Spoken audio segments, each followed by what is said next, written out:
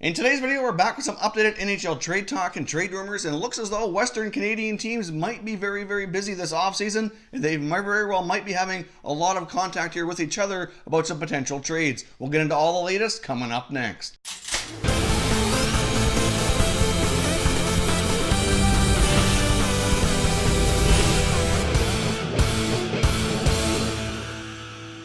Welcome back to Top Shelf Hockey. If you're new to the channel, thanks for stopping by. We review and discuss all 31 NHL teams, so if you're a huge hockey fan, consider subscribing and clicking the bell so you don't miss anything. Now, as we've been talking about here for a number of weeks, as we've been leading into the full swing here of the offseason, we got the draft coming up, we got free agency coming up, all that's coming up here in the next few weeks, so we're expected to be very busy. So there's lots of talk, lots of speculation on what some of these teams might be up to and what conversations might be going on behind closed doors here for some potential trades to shake things up. Of course, as we know, only one team can win the Stanley Cup every year, and you get 30 other teams kind of trying to make changes to make adjustments here so they can hopefully have a better shot at being that winner the following year. Now, the teams in Western Canada, the Canucks, the Flames, the Oilers, and the Jets, all four of those teams certainly appear to be very active, and they have a lot of tough decisions to make in one fashion here or another. But we did certainly see some recent talk here amongst the Flames, Oilers, and Canucks about a potential trade here. Now, of course, this was just speculation. This started with an Elliot Friedman radio hit out west, talking to Bob Stauffer, who covers the Oilers. They were just talking about some potential deals the Oilers would make, and they kind of mentioned the fact that the Oilers apparently had kind of kicked tires on Flames winger James Neal. Of course, as we know, James Neal signed a pretty lucrative contract last summer with the Flames, a 5-year deal at $5.75, and had a terrible year last year, so it's no secret that he's being shopped, but likely it will be difficult to trade unless they take a contract back. That's also not the most favorable as well. That's usually how those things go. Or they could choose to obviously hang on to him, try to rehabilitate the player, get him back to playing the way he's used to, being a solid 20 to 30 goal scorer, and maybe consider moving him later if they're not sure that he can keep it up or not. But either way, there's a lot of talk about James Neal in Calgary possibly being on the move, and they were talking about the fact that the Oilers apparently kind of checked in, kicked tires a little bit, and whatnot. And of course, we had previously heard some talk about the Oilers and Canucks involving Milan Lucic and Loui Eriksson, both unfavorable contracts again as well. Of course, as we know, in that case, Lucic also has 4 years left at $6 million, and Loui Eriksson has 3 years left at $6 million.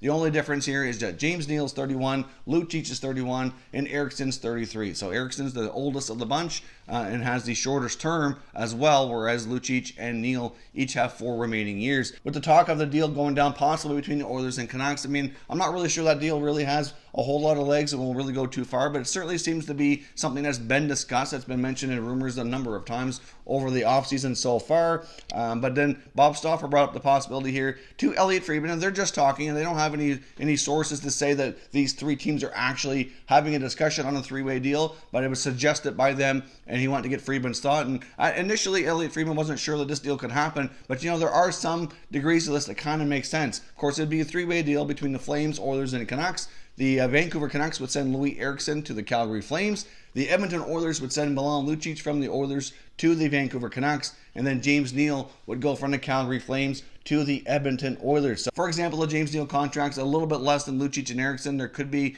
a little bit of salary retention on one side or another because of the term difference and dollar difference. There could be an extra pick or something thrown in there. It may not be exactly even up one for one. First looking at this, Elliot Friedman wasn't sure that this deal would be something that they would really pursue here, but it is kind of interesting when you think about it. You get Loui Eriksson can get a fresh start, go to the Flames, even though he's a little bit older than James Neal. He's got a little bit of a shorter term.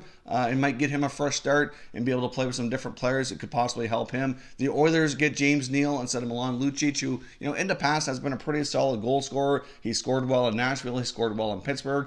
Had a pretty good year in Vegas. Maybe if he played with the Oilers top six and had a chance to play on a line with either McDavid or Draisaitl, perhaps that could reignite him, and that could certainly get the Oilers some more offense. And at the same time, for the Canucks, they can get Milan Lucic, who can go play for his hometown team. Obviously, the Canucks could use more of a physical presence, almost like a bodyguard type, a player who could play in the top 9 here and kind of protect some of their younger players like Pettersson and Besser, etc. Obviously, Pettersson got kind of picked on a little bit last year, had some injuries. They could certainly use a little bit more of an intimidating force up there to kind of deter players from going after him. So Lucic could certainly provide that. I know the contract's not favorable, but if you dump Loui Eriksson and in return get Lucic, it's not entirely all bad here in my opinion. So it could be a possible way for all three of these players to get a fresh start, have a three-way Western Canadian trade here, and kind of get everybody hopefully benefiting from it. Now, of course, I'd like to hear your thoughts and your opinions on this potential three-way trade. Like I said, we don't have any sources to suggest this is being discussed. This was just an idea that Bob Stauffer was talking about with Elliot Friedman. I thought it was an intriguing concept, so I wanted to bring it up here on the channel today to see what everybody else here thought. Personally, I think this deal could work. I don't think it's entirely bad for all teams. I do think there's something here that could be had, so I want to hear your thoughts, and we can discuss further in the comment section. Now, some other deals that were being discussed today. One was through the Edmonton Journal here as well, with Jim Matheson suggesting the possibility that the Oilers do indeed trade youngster Jesse Puljujarvi. Now, the suggestion from him was that they trade him to the Winnipeg Jets for potentially winger Nick Ehlers, and then maybe the deal could even be a little bit bigger than that. He suggested the deal could possibly have like a Jesse Puljujarvi, an Ethan Bear, and maybe a draft pick included for Nick Ehlers. Obviously, Ehlers is way more established than Puljujarvi. He's had a lot of good regular seasons, but he has not been a good playoff performer. The Jets certainly do need to shed some salary. I realize the Oilers are not in the most favorable salary cap situation either, so it might be a little bit tricky for them to take on. But at the same time, they do have some younger defensemen who's going to be looking for playing time, and a guy like Bear very well might benefit from the trade. If the Jets end up moving on from Trouba, they're going to have some holes in their blue line here. They have some other pending UFA defensemen who may or may not be back, so Bear might be able to benefit from getting more playing time. Could help the Jets, save some cap space that way. Puljujarvi's good buddies with Patrick Laine. Now, I realize Nick Ehlers is as well, so for Laine to be remaining happy there, obviously I don't think he'd be thrilled about his buddy Nick Ehlers being traded, but bringing in his old buddy from Finland, Jesse Puljujarvi, might make things be a little bit better. They've played obviously a lot together before in Finland and Finnish national team as well, so it might be a way again to satisfy both clubs' desire to kind of move on here and have some new fresh looks for next season. Of course, Nick Ehlers would probably fit well with the top six group at Edmonton. You'd have Jesse Puljujarvi come in, likely could perform a similar type of role of Ehlers. Hopefully with the Jets, hopefully things could progress well. Many feel that his time in Edmonton hasn't gone well because of the Oilers, but I guess until he gets a fresh start, some results, and we can see if another team can kind of revitalize him and get his career on track, then it's really difficult to say that with any kind of certainty. But it's still another interesting deal that I thought I'd like to bring to your attention today to see what you think. If they go down the road of trading Puljujarvi, what do you think of the possibility of trading him to the Jets, and likely with a prospect and a pick here in exchange for a more established winger like Nick Ehlers? Let me know your thoughts in the comments, and we will discuss further. Now, lastly here, I want to touch on the other thing that the Canucks are working on. All these teams appear to be really, really busy and have a lot of irons in the fire here, but apparently the Vancouver Canucks are extremely interested in Minnesota Wild winger Jason Zucker. Now, it's no secret that the Wild seem pretty adamant on trading this player. He's a pretty proven 20 to 30 goal guy now over the last couple of years. Signed a 5-year extension last offseason for, I believe it was $5.5 or $5.75 million. So really, if he can be a solid 25 to 30 goal scorer, it's a pretty reasonable contract. Last year, Zucker put up 21 goals and 21 assists for 42 points.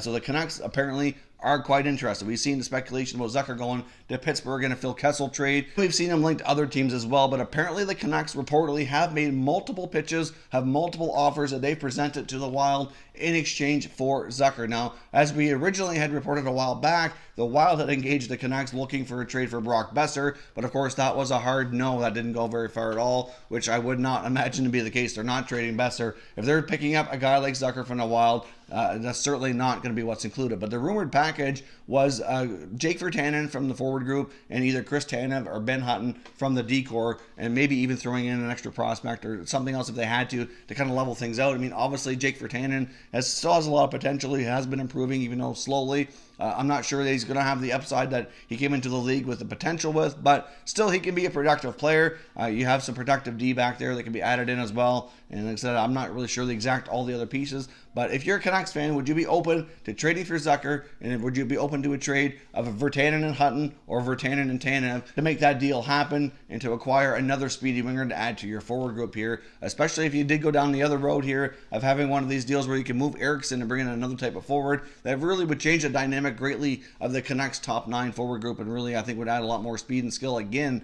which would just increase things that much more and move things along here with the rebuild. But for Canuck fans out there, I'd love to hear your thoughts on the possibilities of a trading for Jason Zucker. It seems as though the Canucks are very, very interested, and the Wild are very, very interested in moving him. So I think there's quite a possibility these two teams keep talking and eventually find a deal that works to make it happen. So, of course, as always, I want to hear your thoughts and opinions on everything we discussed here today, so leave me your comments down below and we will discuss further in the comments section. If you're new to the channel, I hope you consider subscribing. We cover all 31 NHL teams, and there's plenty of content here for all hockey fans to enjoy. So if you're new, subscribe for more content just like this one. All kinds of more videos coming up as we get into the offseason here. Stay tuned for the remainder of our 2019 offseason plan series as well. We still have a few teams to cover in that series. If you haven't caught any of them yet, I'll put a link to our playlist up here. 20 teams covered right now discussing what they should do this offseason, so check those out if you haven't already. Thank you very much for watching, everybody, and we will catch you next time.